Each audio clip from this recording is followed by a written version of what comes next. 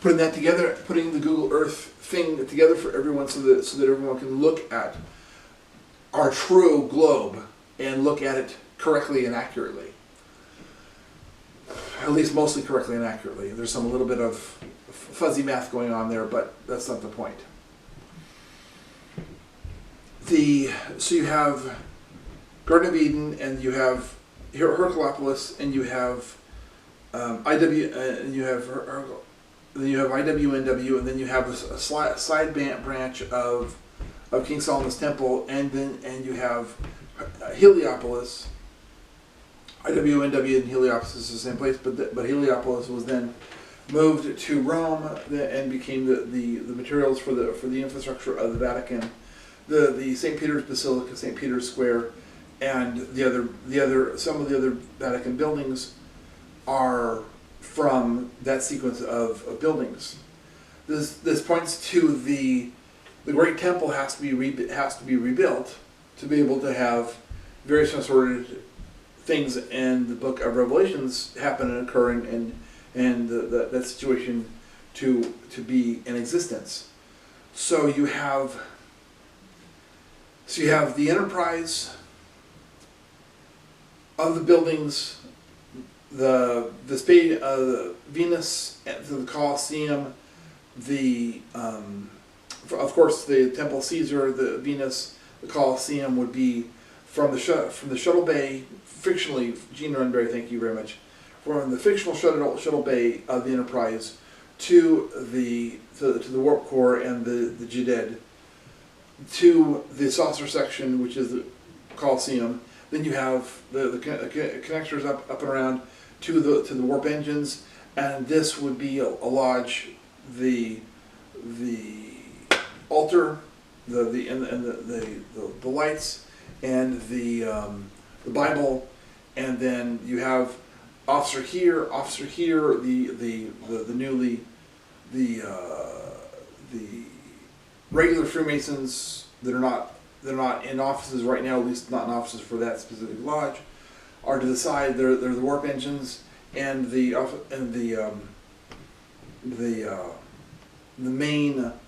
worship master and possibly other high officials up on the main dais. That they would be in the disc. They would be in the Colosseum equivalent.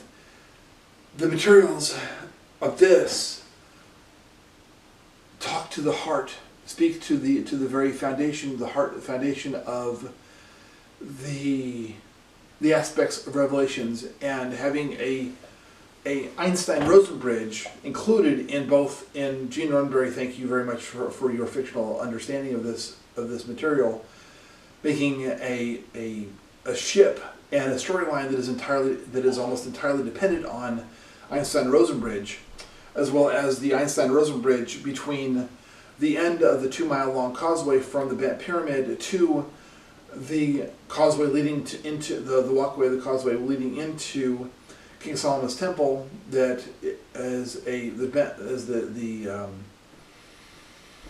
the Temple Mound now.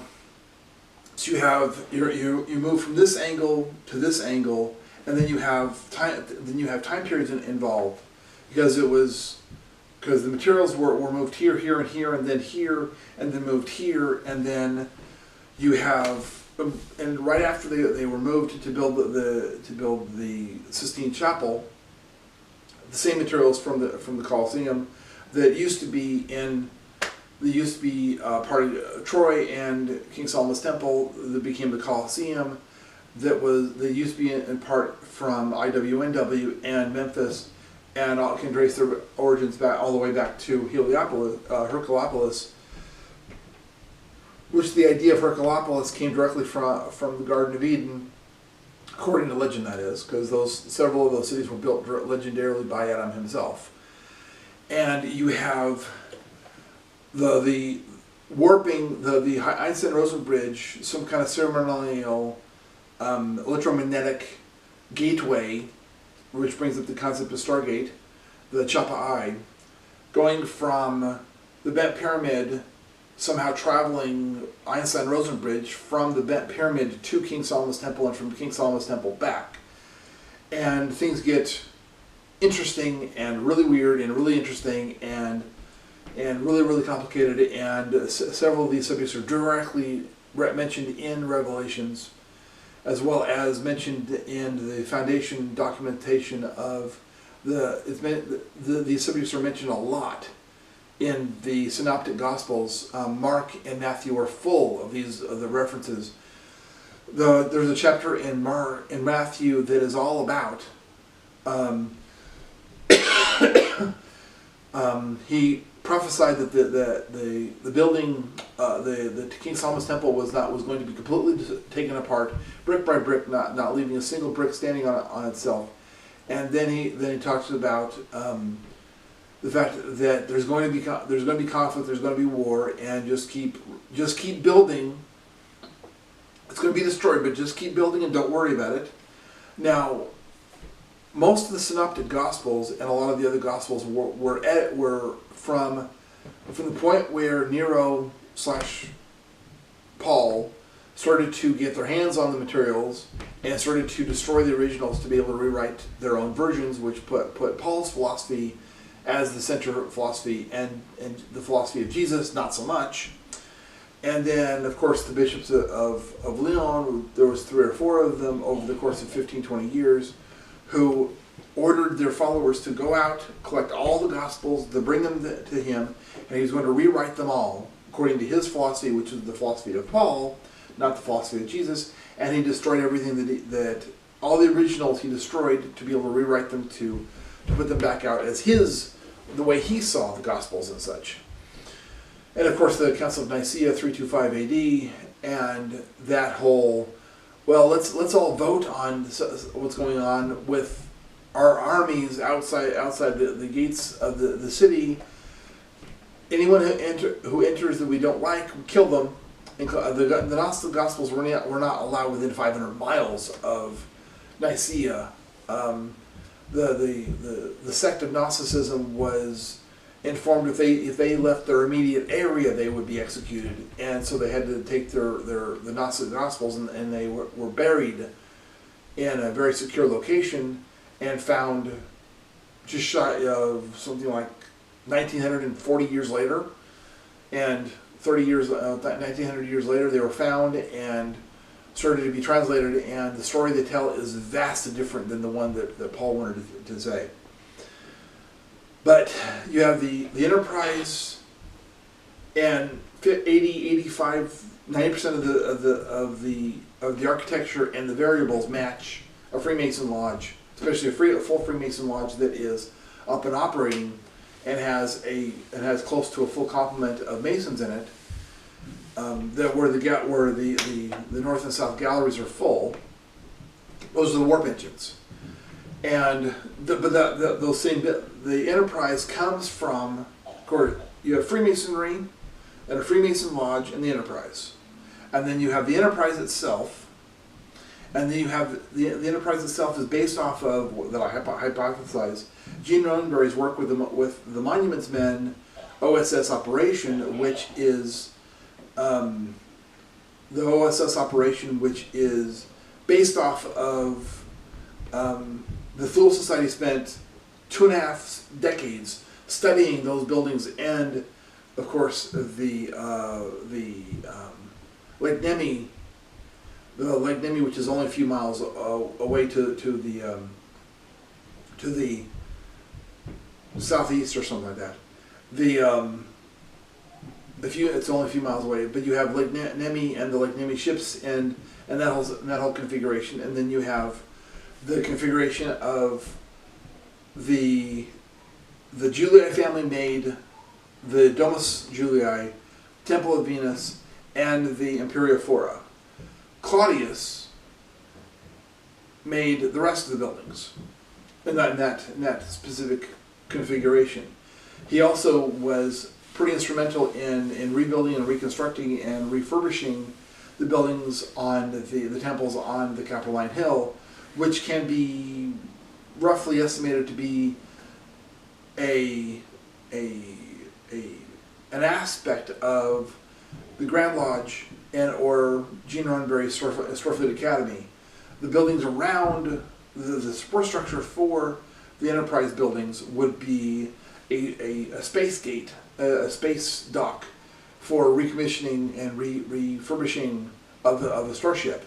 The building of it and rearranging of the ship would be to that primary effect. So you have all kinds of really difficult and really complicated subjects, and I haven't even gotten to the Chiron stuff yet that I thought of several hours ago, and I haven't, and forget about, and not only that I leave out the Chiron stuff, I left out the whole Leonardo da Vinci in the 1400s and the construction of the Sistine Chapel and the mural, and there's a whole story and infrastructure between walking toward the from the Argentitis toward, and there used to be a staircase on the south side of the Villa Hill, which the entire top of the Villa Hill is the temple of Venus. Walking up that staircase, that's where the story of Dante and his Divine Comedy, Dante's trip into hell. Well, the trip into the intermediary step between walking up the staircase to crossing the bridge with Chiron into the City of Pillars, the Colosseum. Well, the Colosseum, it would be hell because there's the pit, and then the walkways from the Colosseum to either still in existence or where the palace that Claudius used to be, and then the walkway across from the palace of Claudius. Then the temple of Venus, and the warp core being roughly equivalent, which the warp core is based off of the Egyptian Jeded, which is what Osiris was put inside of, and then that specific Jeded was sent to the city of Babylon, and it was built into and it was used as a centerpiece pillar for that city of pillars, and that had to be partially dismantled, so that Jeded could be then removed, so that Osiris could be returned to his wife Isis, and then they could then work together to redo the Memento Mori ceremony, because as that story, I don't think it's the origin of that story, but it's pretty close to the origin of that story. Set killed his brother 1A, and his wife had all kinds of problems, and she had to retrieve him from a city. She had to retrieve his body from a city, that B2, and had all kinds of emotion, 1B. And then they did a resurrection thing, brought him back, and they were together. That produced their son Horus, the eye of Ra, the eye of Horus, and that's the basic foundation for the Memento Mori ceremony. And at least that has elements of it. The Memento Mori ceremony probably existed before then, but of course it wasn't called the Memento Mori ceremony when the Egyptians were doing it. That's a Latin thing. Well, actually, that's a Roman Latin thing. And the rest of the highly detailed, highly intricate, and subject to very great speculation information is that you have Einstein-Rosen bridge warping from Bet Pyramid to King Solomon's Temple, and then King Solomon's Temple moves and then is reassembled from three cities into one city, and then is semi-left there, and then is disassembled again into other different bits and pieces, parts, thanks to the Sistine Chapel and the Pope of the 1450s, 1460s, and you have an amazing amount of detail, an amazing amount of stuff going on in the Enterprise and Masonry and the World War II, the Thule Society, the Nazis doing their stuff in that exact same city, trying to find this information, and the Garden of Eden and the City of Pillars infrastructure and information, which one of the last cities of Pillars was a collection of 6 cities that was built in Whatcom County. And a lot of those city infrastructure is still in existence. In fact, there's several acres of the city of pillars of Castle Ogle still in existence. It's just called the lettered streets.